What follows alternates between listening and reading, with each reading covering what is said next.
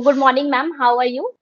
Good morning. Thank you very much. I'm absolutely fine. How about you? I'm good as well. So first of all, ma'am, thank you very much to accept our invitation and get on the podcast. Thank you. It is basically all my pleasure. Thank you, ma'am. Thank you. So, firstly, could you please introduce yourself and share a little bit about your journey with us? Basically, I think you know my name. I'm Seema, and I had been working as a Japanese language corporate trainer since 1993, and I have qualified till JLPT N1 level. Then I did my master's in Japanese, and right now pursuing with my doctoral program in learning and development from ABMTC.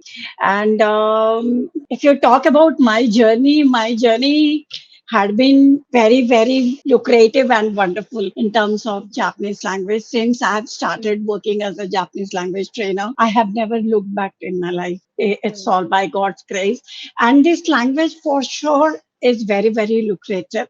And I have been conducting various training programs in terms of Japanese language in many of the corporate, sectors. And right now also, I'm teaching in few universities. I'm working there as a Japanese language, trainer. That's wonderful, ma'am. So I want to know the answer of the most asked and common question. Okay, so what kind of career opportunities can open up for the students or for someone who learns Japanese, especially in today's global market? See, when you are talking about today's market, when I learned Japanese, I was just talking about 80s, right? That time also it was lucrative, and in today's world, it is so much in demand. And suggestion to all the Japanese language learners: when you learn the language, attain the proficiency, and then all the gateways, no matter what domain it is, whether it is IT or automotive or insurance or fashion industry, cosmetic industry, there and even pharma also, right? So there are lucrative opportunities when we have that capability of basically working as a Japanese language expert. There are Okay. lucrative opportunities. Yeah. Okay, okay. So, ma'am, for beginners who are, new to this language and want to learn this language, what is the best way to start learning Japanese? See, as per my point of view, the best way for a beginner level learner is always follow the JLPT standard. JLPT standard, as we all know, that all the JLPT standard are of 5 levels. It begins with N5 level and it is finished till N1 level. So N5 level, see, simply learning basic Japanese won't help. I would suggest be consistent and start with N5 learning. And once we understand the phonetic, the chart of any language, we can speak and pronounce and start learning the words correctly. As we know that when we were in nursery class, our teacher used to teach us A, B, C, D for English, for example. In Hindi, ka, kha, ga, and a, e, e, u, u. So that is the basic. So the best way out is start with N5 learning and start with the basic chart first, the phonetics and the writing system also simultaneously. Though it seems to be little sometimes boring and difficult, but nothing is difficult if we are consistent about it. So, does understanding Japanese culture help in learning this language? Yeah, Japanese culture helps learning in Japanese language, and Japanese language helps understanding Japanese culture. It's interrelated, Vice versa. I should say, because basically what I would like to add on is Japanese language is a language learning, and Japanese culture is the wisdom how to implement that language. Like for example, in Hindi we say namaste. So when someone says us namaste, we feel good that time.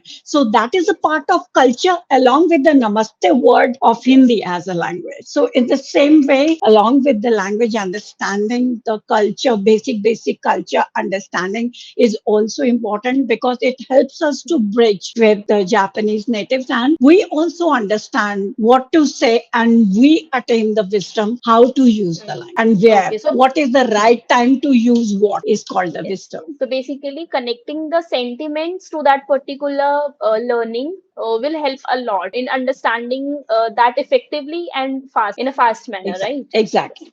Okay, so like, what are the common challenges a learner face while learning Japanese, and how they effectively overcome them? See, Japanese language, there is a tag given to Japanese language that Japanese language is very difficult. It's very difficult to Hmm. memorize. See, basically, as it is a very, very new language for all the Hmm. learners, Hmm. the script system is absolutely different, right? The Hmm. script is different. Like, it's not like using A to Z in the script and creating the word. This is the common challenge which the learners face in today, global world and modern world, that we are so much used to ABCD, Hmm. right? Hmm. All these alphabets, that learning a new language with a new script is difficult, right? So Hmm. this is the common challenge, and most of the learners, what they say, they say, Hmm. please teach us speaking, but we don't Hmm. want to learn reading writing. So that's why the common challenge is the script only. The first Hmm. step is script,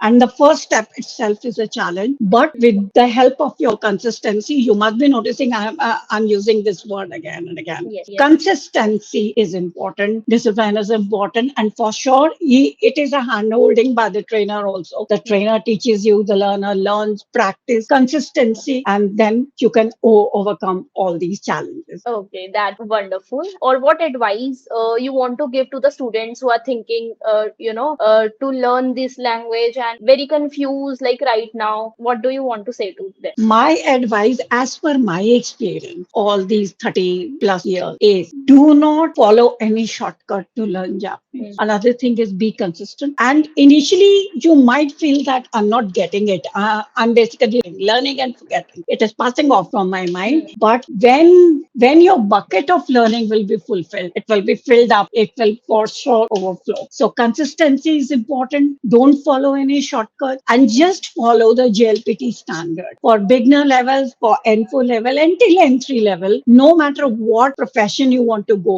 into or any domain you want to enter, till Hmm. N3, it is a must for you to be consistent and just try again things. To learn topics again and again every day as a learner, and consider yourself as a kindergarten child who learns A to Z every day, who learns 1, 2, 3, 4 every day. And when the child reaches class 1 and 2, start doing the words and sentences. So Okay. this is my humble advice to all the listeners.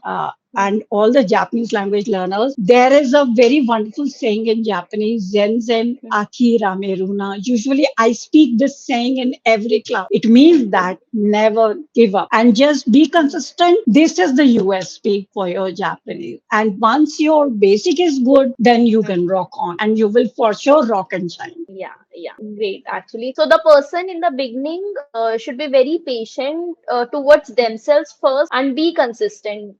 That's the two things.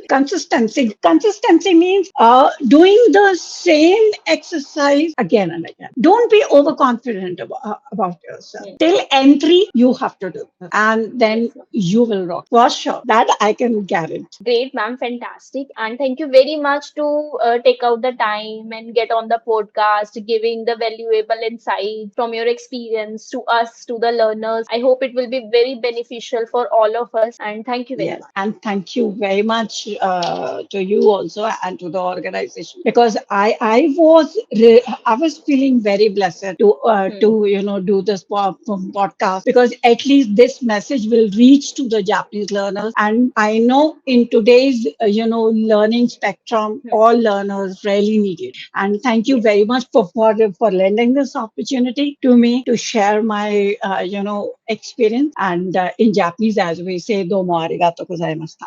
It's our pleasure, ma'am. Thank you, ma'am.